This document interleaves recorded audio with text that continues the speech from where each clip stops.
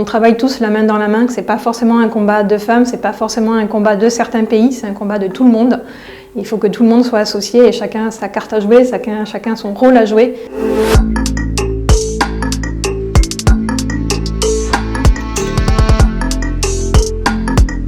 Bonjour, je suis Estelle Neveu, je suis chargée de mission Égalité des genres et droits et santé sexuelle et reproductif pour Femmes Entraide et Autonomie. Alors Femmes Entraide et Autonomie, c'est une association qui existe depuis une petite dizaine d'années et qui milite pour l'égalité des genres, contre les violences sexistes et sexuelles, dont l'excision, et aussi pour l'accès à la santé des femmes et des jeunes.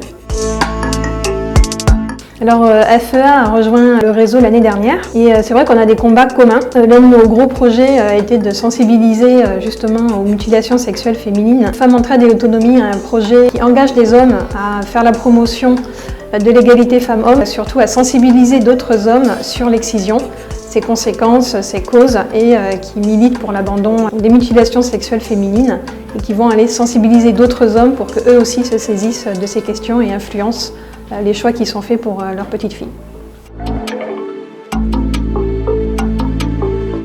Les chiffres montrent qu'on a encore du travail, que même si certains pays ont beaucoup progressé, d'autres ont beaucoup moins progressé. En fait, il faut surtout prendre conscience que ça existe partout dans le monde, pas stigmatiser une région ou une autre, que chacun peut se saisir à son niveau de ce combat-là et qu'il faut en prendre conscience.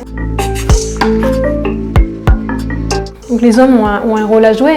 Donc il faut qu'ils prennent conscience de ce que c'est, que ça existe, des conséquences pour leurs femmes, pour leurs filles. Et ça c'est très important, donc il faut qu'ils aient accès à cette information-là. Et il faut aussi qu'ils s'engagent pour faire changer les choses. Et quand ils ont un pouvoir de décision, ils peuvent parfois imposer le fait que leur petite fille ne soit pas excisée, que leur petite sœur, que leur cousine, leur nièce, ils peuvent vraiment militer. Et ils peuvent aussi engager des conversations avec des leaders ou au niveau politique pour soutenir les femmes aussi dans leur combat, parce que beaucoup de femmes quand même se sont saisies de ce combat-là bien avant eux. Et du coup, ils doivent être là aussi pour soutenir les femmes et les aider à porter leur voix.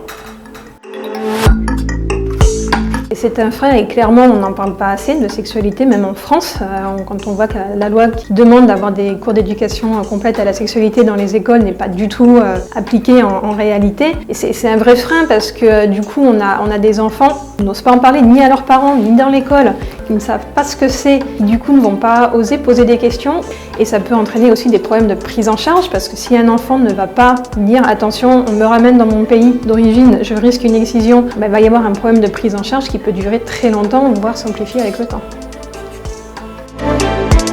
Il faut y aller, hommes, femmes, et surtout qu'on travaille tous la main dans la main, que c'est pas forcément un combat de femmes, c'est pas forcément un combat de certains pays, c'est un combat de tout le monde. Il faut que tout le monde soit associé et chacun a sa carte à jouer, chacun son rôle à jouer.